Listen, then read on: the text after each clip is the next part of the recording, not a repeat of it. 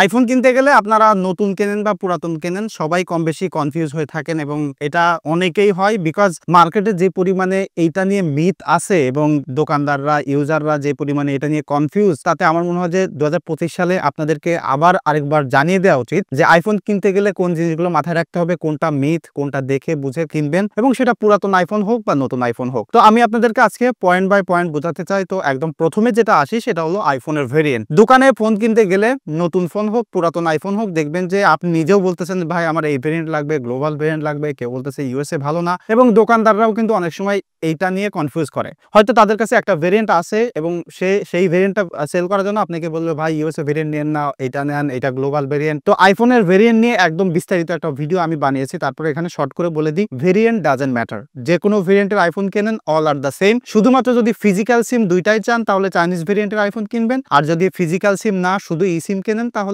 US ভেরিয়েন্টের phone কিনতে পারেন। আর যত ভেরিয়েন্ট আছে সবগুলোই একটা সিম, একটা ফিজিক্যাল সিম আর একটা ই সিম সাপোর্ট করে। সো এটা নিয়ে কনফিউজ হওয়ার কিছু নাই, আপনি যে কোনো ভেরিয়েন্ট কেনেন all are the same, all are the same. এইটা নিয়ে ভাই কনফিউজ হয়েন না আর কেউ কাউরে কনফিউজ করেন না। আর দ্বিতীয় সর্বোচ্চ যেটা সেটা হলো যে ব্যাটারি হেলথ। এটা হয়ে থাকে মূলত পুরাতন আইফোন কিনতে গেলে। দেখবেন যে বিভিন্ন রকমের ভিডিও অনলাইনে আপনি পাবেন যেটা দিয়ে দেখানো হচ্ছে যে এইভাবে ব্যাটারি বুস্ট চেক করতে হয়, বাট অ্যাকচুয়ালি 2025 সালে এসে যারা সার্ভিসিং করে তারাও কিন্তু যথেষ্ট মডার্নাইজ হয়েছে, তাদের টেকও কিন্তু আপডেট হয়েছে, যে কারণে কোনোভাবেই কোনো অ্যাপস দিয়ে কোনো কিছু দিয়ে আপনি বলতে পারবেন না যে এটা ব্যাটারি বুস্ট করা হয়েছে।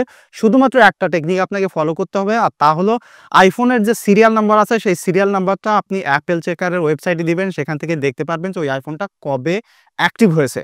তো আপনি স্বভাবত একটা জিনিস ধরে নেবেন যে একটা আইফোন যদি 2-3 বছর 4 বছর ব্যবহার করা হয় তাহলে তো সেইটা 80%-এর উপরে ব্যাটারি হেলথ থাকতে পারে না। সো এই জিনিসটা আপনাকে একটু মাথায় রেখে একটু লজিক দিয়ে চিন্তা করতে হবে।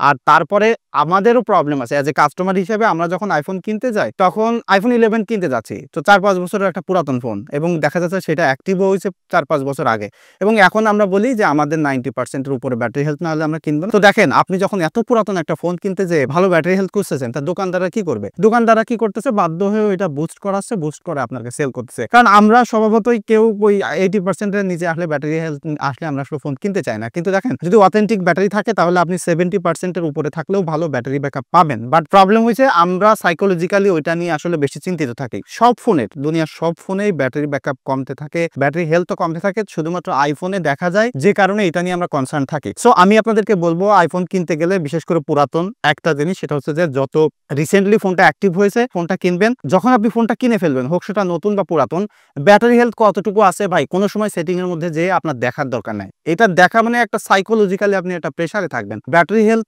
কমবেই। এখন কতটুকু কমলো কি কমলো এগুলো নিয়ে চিন্তা করার দরকার নাই। অনেকে বলবে যে এই চার্জার ওই চার্জার এটা সেটা। চার্জারের ক্ষেত্রে আমি যেটা বলবো যে জাস্ট আপনারা অরিজিনাল চার্জার কেনার দরকার নেই, কারণ ঠিকঠাক কিন্তু পাবেন কিনা জানি না। থার্ড পার্টি পিডি সাপোর্টেড যে কোনো ভালো ব্র্যান্ডের চার্জার কিনবেন এবং ট্রাই করবেন যে বেশি ওয়াটের চার্জার দিয়ে চার্জ না দিতে, তাহলেই হবে। এবং যেটা বললাম যে ব্যাটারি হেলথ নিয়ে আসলে আপনারা চিন্তা করেন না। তার একটা জিনিস দেখি আমরা ডিসপ্লে চেক করি, এখন ডিসপ্লে ট্রু টোন ঠিক আছে কিনা, ট্রু টোন দেখি, এটা সেটা দেখি। তো আমরা ভাবি যে ট্রু টোন ঠিক না থাকলে হয়তো ডিসপ্লেটা চেঞ্জ করা না, বা ট্রু টোন ঠিক থাকলে হয়তো অথেন্টিক ডিসপ্লে আছে। দেখেন ডিসপ্লে চেঞ্জ করলে বর্তমানে ট্রু টোন ঠিক করা যায়। সো এটা দেখে এইভাবে ট্রু টোন দেখা আসলে বোঝার কোনো উপায় নাই।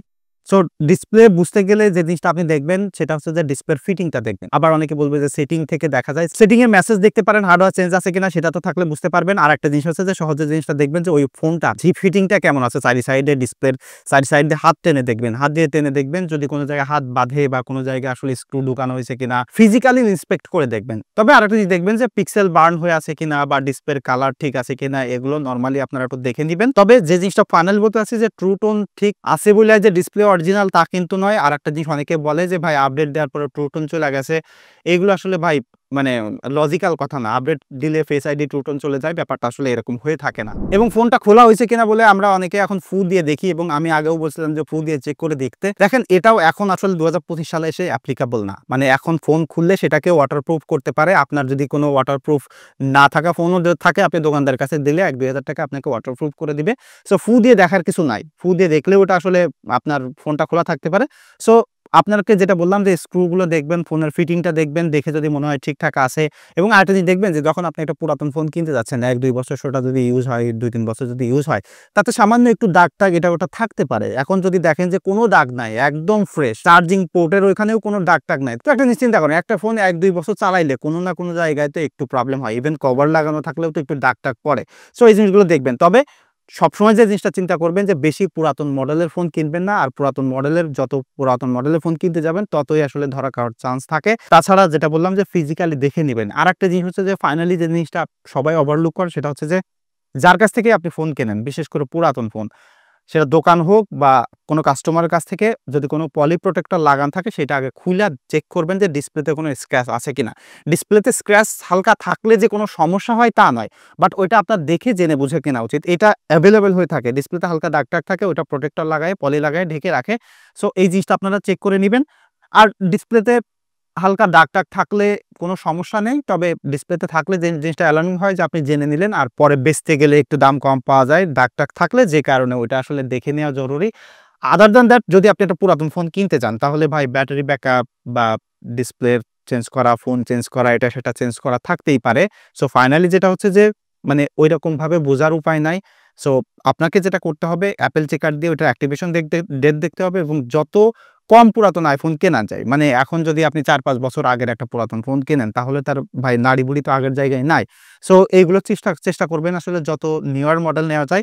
আর ব্র্যান্ড নিউ ফোন কিনতে গেলে আপনারা যেখান থেকেই কেনেন ওই ভেরিয়েন্টের ঠাপ্পা-টাপ্পা এটা ওটা না পইড়া যেটা করবেন, ফোনটা নিবেন, ফোনটা নিয়ে ফোনের গায়ে যে সিরিয়াল নাম্বার আছে সিরিয়াল নাম্বারটা অ্যাপেল চেকারের ওয়েবসাইটে দিয়ে দেখবেন। যদি এটা ইনঅ্যাক্টিভ থাকে, ওপেন না হয়, তাহলে ওই ফোনটা কেনেন। সেটা যেকোনো জায়গা থেকে যেকোনো দোকান থেকে কেনেন, কোনো সমস্যা নেই। তবে অনেকেই বাংলাদেশে অফিসিয়াল ওয়ারেন্টি ক্লেম করে দেওয়ার জন্য কথা বলে বিক্রি করে ১ বছরের। এইটা কিন্তু একটা ভালো জিনিস। মানে আপনি একটা ফোন কিনলেন, তারা অ্যাপেলের অফিসিয়াল ওয়ারেন্টি ক্লেম করে দিবে, সেটা আসলেই একটা ভালো জিনিস। তবে এটা সব ব্যবসায়ীদের করা উচিত। বাংলাদেশে সবাই আসলে সব ব্র্যান্ডের এরকম ক্যাপাবিলিটি নাই। তবে যদি টাকা থাকে ব্র্যান্ড নিউ কিনতে গেলে এরকম দেখে কিনবেন। বাংলাদেশে অনেক ব্র্যান্ড আছে যারা ভালো ব্র্যান্ড যারা বিক্রি করে। সো এগুলো দেখে কিনলে আইফোন কিনে আই হোপ যে আপনার কোনো প্রবলেম হবে না। সো এই ছিল আসলে একদম হার্শ ট্রুথ। একটা ফোন কিনতে গেলে এই দেখেই নিতে হবে। এছাড়াও অনেকে বলতে পারে 3U টুলস দিয়ে চেক করেন, এটা দিয়ে চেক করেন, ওই সাইকেল কাউন্ট, এগুলো আসলে ভাই এখন কাজে দেয় না। এটা হলো বাস্তব কথা। দেখা হচ্ছে পরবর্তী ভিডিওতে। ধন্যবাদ সবাইকে।